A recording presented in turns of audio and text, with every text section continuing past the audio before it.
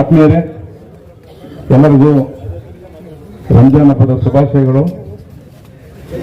ಇವತ್ತು ಇಫ್ತಿಯಾರ್ ಕೂಟವನ್ನು ಏರ್ಪಡಿಸಿರ್ತಕ್ಕಂಥ ನನ್ನ ಆತ್ಮೀಯ ಮಿತ್ರರು ಮತ್ತು ವಿಧಾನ ಪರಿಷತ್ ಸದಸ್ಯರಾದಂಥ ಅಬ್ದುಲ್ ಜಫರ್ ಸಾಬ್ ಅವರೇ ಮತ್ತು ವೇದಿಕೆ ಮೇಲೆ ಬಹಳಷ್ಟು ಜನ ಗಣ್ಯರಿದ್ದಾರೆ.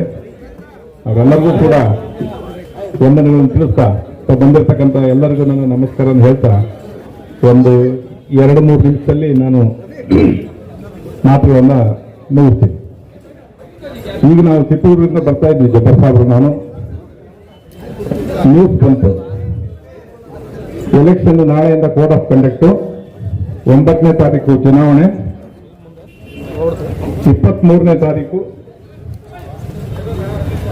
ನಾಮಿನೇಷನ್ ಕಡೆ ದಿನ, 24 ಸ್ಕ್ರೂಟ್ನಿ ಇರುತ್ತೆ, 25 ಒಂದು ದಿವಸ ಬಿಟ್ಬಿಟ್ಟು 26ಕ್ಕೆ ವಿದ್ಯುತ್ ಇರುತ್ತೆ, 27ರಿಂದ ಚುನಾವಣೆ ಪ್ರಕ್ರಿಯೆ, ಪ್ರಚಾರದ ಪ್ರಕ್ರಿಯೆ ಪ್ರಾರಂಭ ಆಗುತ್ತೆ.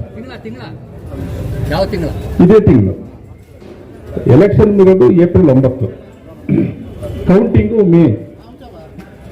ನಾನು ಈ ವೇದಿಕೆ ಮುಖಾಂತರ ತಮಗೆ ರಾಜಕೀಯ ಮಾತಾಡಿದ್ರೆ ತಾವಾರು ಅನ್ಯಥ ಭಾವಿಸಬಾರ್ದು. ಯಾಕಂದ್ರೆ ಕನ್ನಡ ಎಲ್ಲರಿಗೂ ಬರುತ್ತೆ ಅಂತ ನಾನು ಅನ್ಕೊಂಡಿದ್ದೀನಿ. ಯಾಕಂದ್ರೆ ಎಲ್ಲರ ಸಿರಾಜು ಮತ್ತೆ ಗನಿ ಎಲ್ಲ ಹಿಂದಿಯಲ್ಲಿ ಹೇಳ್ತಾ ಇದ್ರು. ತಾವು ಇಲ್ಲಿಯರಾಗಿರೋದನ್ನ ನನ್ನ ಕನ್ನಡ ಅರ್ಥ ಮಾಡ್ಕೊಂತೀರಿ ಅಂತ ನಾನು ಪ್ರಯತ್ನ ಮಾಡಿದ್ದೀನಿ. ನಾನಿಲ್ಲಿ ರಾಜಕೀಯ ಮಾತಾಡಿದ್ರೆ ತಪ್ಪು ಅಂತ ತಾವಾರು ಅನ್ಯಥ ಭಾವಿಸಬೇಡಿ. ಇವತ್ತು ಈ ಸಂದರ್ಭದಲ್ಲಿ ಉಪಚುನಾವಣೆ ಬಂದಿದೆ. ತಾವು ಕಳೆದ 1 ತಿಂಗಳಿಂದ ಗಮನಿಸ್ತಾ ಇದ್ದೀರಿ. ಇಲ್ಲಿ ನಡೀತಕ್ಕಂಥ ಪ್ರತಿಯೊಂದು ಬೆಳವಣಿಗೆಗಳನ್ನು ತಾವು ಗಮನಿಸಿದ್ದೀರಿ. ನಾವು ಬಹಳ ಸ್ಟ್ರಾಂಗ್ ಆಗಿ ಈ ಬರ್ತಕ್ಕಂಥ ಉಪಚುನಾವಣೆಯಲ್ಲಿ ಮೈನಾರಿಟೀಸ್ಗೆ ಟಿಕೆಟ್ ಕೊಡಿ ಅಂತಕ್ಕಂಥ ಒಂದು ವಾದವನ್ನು ನಾವು ಇಟ್ಟಿದ್ದೀವಿ. ಅದು ಅಲ್ಲದಲೇ ಅಹಿಂದ ವರ್ಗದ ಯಾರಿಗಾದ್ರೂ ಟಿಕೆಟ್ ಕೊಡಿ, ನಮಗೆ ಟಿಕೆಟ್ ಕೊಡಿ. ಬಹಳ ವರ್ಷ 30 ವರ್ಷಗಳಿಂದ ನಮಗೆ ಈ ಭಾಗಕ್ಕೆ ಒಬ್ಬ ಅಲ್ಪಸಂಖ್ಯಾತ ಪ್ರತಿನಿಧಿ ಇಲ್ಲಿ ಇಲ್ಲ ಅಂತಕ್ಕಂಥ ಒಂದು ಕೊರಗು ನಮಗಿದೆ. ಅದನ್ನ ನೀಗಿಸಬೇಕಾದಂಥದ್ದು ಎಲ್ಲರ ಜವಾಬ್ದಾರಿ ಇರುತ್ತೆ. ಹಾಗಾಗಿ ತಾವು ಈ ಭಾಗಕ್ಕೆ ಅಲ್ಪಸಂಖ್ಯಾತರಿಗೆ ಟಿಕೆಟ್ ಕೊಡಿ ಅಂತಕ್ಕಂಥ ನಾವು ಮನವಿಯನ್ನ ಮತ್ತು ಒತ್ತಾಯವನ್ನ ಮಾಡಿದೀವಿ. ತಮಗೆಲ್ಲ ತಮ್ಮ ಗಮನದಲ್ಲಿದೆ. ಯಾಕೆ ನಾನು ಇದನ್ನ ಹೇಳ್ತಾ ಇದ್ದೀನಿ ಅಂತಂದ್ರೆ, ಇಲ್ಲಿ ಟಿಕೆಟ್ ಯಾರು ಬೇಕಾದ್ರೂ ಕೇಳ್ಬೋದು, ಅದಕ್ಕೇನು ಸಮಸ್ಯೆ ಇಲ್ಲ. ಇನ್ನು ಕೆಲವು ಗುಂಪುಗಳು ಟಿಕೆಟ್ಗಳನ್ನ ಕೇಳ್ತಾ ಇದ್ದಾರೆ. ನನಗೆ ಬಹಳ ಬೇಜಾರಾಗಿದ್ದೇನು ಅಂತಂದ್ರೆ, ಮೊನ್ನೆ ನಮ್ಮ ಮಾನ್ಯ ಸಚಿವರು ತನ್ನ ಮಗನಿಗೆ ಟಿಕೆಟ್ ಬೇಕು ಅಂತೇಳಿ ಬೆಂಗಳೂರಿಗೆ ಹೋಗಿದ್ರು. ಒಂದು ಟೀಮ್ ಹೋಗ್ಲಿ, ಯಾರು ಬೇಕಾದ್ರೂ ಹೋಗೋದು, ನಮ್ಗೆ ಸಮಸ್ಯೆ ಇಲ್ಲ.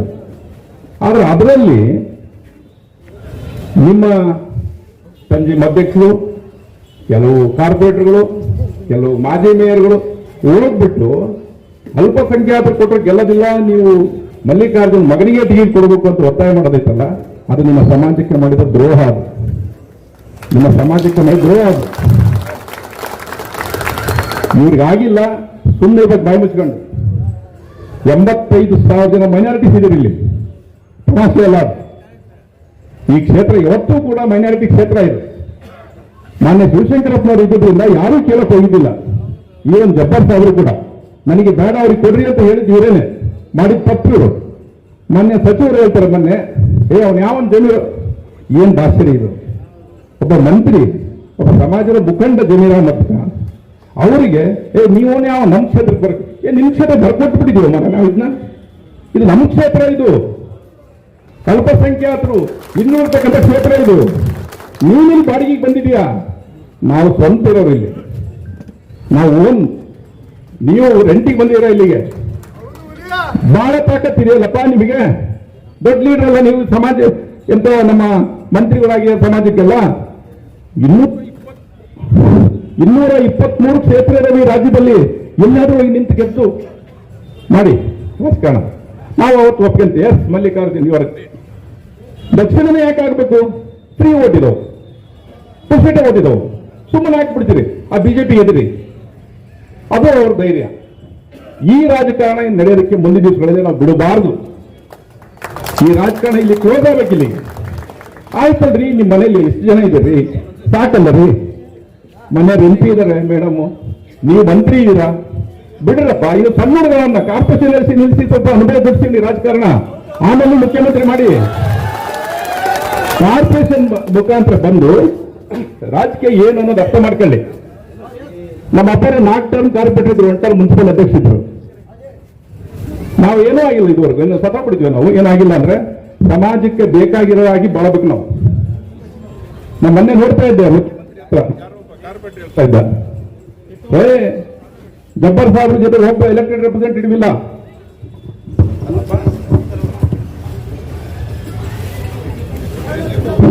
ನೀನ್ ಮಂತ್ರಿ, ನೀನು ಇಲ್ಲಿ ರೆಪ್ರೆಸೆಂಟೇಟಿವ್, ನಿಮ್ಮ ಅಪ್ಪ ಮತ್ತೆ ನೀವು ಅಲ್ಲಿ ನಿಮ್ ಕೈ ಬಿ ಫಾರ್ಮ್ ಕೊಡ್ತಾರೆ, ನೀವು ಅವ್ರು ಕೊಟ್ಟಿರ್ತೀರಿ, ಕೌನ್ಸಿಲರ್ ನೀವು ಪಾಪಲ್ಲಿ ಗೆಲ್ಸಿರ್ತೀರಿ.